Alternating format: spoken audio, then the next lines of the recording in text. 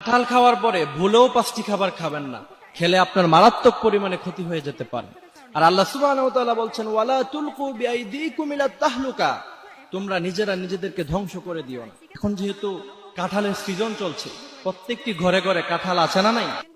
তো আপনি যদি কাঁঠাল খাওয়ার পরে এই 5টি খাবার আপনি যদি গ্রহণ করেন শরীরের মধ্যে, আপনার স্টমাকের মধ্যে যদি খাবারগুলি চলে যায়, তাহলে আপনি সেক্ষেত্রে আপনার শরীরে অনেক ক্ষতি হয়ে যেতে পারে।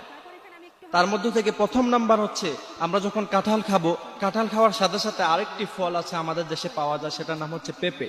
তো সেই পেঁপে খাওয়া যাবে না, খেলে আপনার শরীরে অ্যালার্জি সৃষ্টি হতে পারে। আর দ্বিতীয় নাম্বারে, কাঁঠাল খাওয়ার পর সাথে সাথে ঢেঁড়স খাওয়া যাবে না। সেক্ষেত্রে খেয়াল রাখতে হবে, যদি খান তাহলে আপনার প্রতিটি জয়েন্টে জয়েন্টে ব্যথার সৃষ্টি হতে পারে। তৃতীয় নাম্বারে, কাঁঠাল খাওয়ার পর সাথে সাথে দুধ খাওয়া যাবে না। দুধ আল্লাহ সুবহানাহু ওয়া তাআলা বলেছেন, এটা তো মানুষের জন্য ইবরাত, যে গরু থেকে দুধ বাহির হয়। ওয়া ইন্না লাকুম ফিল আনআমি লাইবরা, এবং মানুষের জন্য অনেক উপকার দুধের মধ্যে আছে না নাই? কিন্তু আপনাকে সঠিক সময়ে সেই দুধটি খেতে হবে। আপনি যদি সঠিক সময়ে না খান, তাহলে কিন্তু আপনি মারাত্মক ক্ষতিতে পড়ে যেতে পারেন। তো সেক্ষেত্রে খেয়াল রাখতে হবে, কাঁঠাল এটা নিজেও একটি গরম। আপনি দেখবেন যে প্রচন্ড শীতের সময় যদি আপনি প্রচুর পরিমাণে কাঁঠাল খান, তাহলে কিন্তু আপনার শরীর গরম হয়ে যায়। তো সেজন্য আবার দুধও যদি খান, সেটাও কিন্তু আপনার শরীর গরম করে। তা আপনি যদি কাঁঠালও খেলেন, সেটাও শরীর গরম করে, দুধও খেলেন, সেটাও শরীর গরম করে, তাহলে তো এটা সমস্যার সৃষ্টি হয়ে যাবে। তো সেক্ষেত্রে আপনাকে অবশ্যই খেয়াল রাখতে হবে যে কাঁঠাল খাওয়ার সাথে সাথে একটু দেরি করে খেতে পারবেন, সাথে সাথে আপনি দুধ খাওয়া যাবে না, খেলে আপনার শরীরে সমস্যা হতে পারে।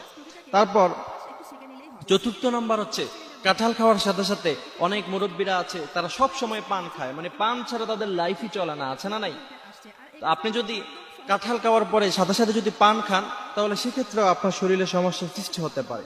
5 নাম্বার হচ্ছে, কাঁঠাল খাওয়ার পরে সাথে সাথে আপনি মধু খাবেন না, কারণ মধু হচ্ছে এটি এমন একটি খাবার যেটা মানুষের শরীর সাথে সাথে গরম করে ফেলে। তবে আজকে আমাদের দেশে যে মধু পাওয়া যায়, সেই মধু না, অরিজিনাল মধু হতে হবে। যদি অরিজিনাল মধু হয়, তাহলে আপনার শরীরের সাথে সাথে গরম হয়ে যাবে।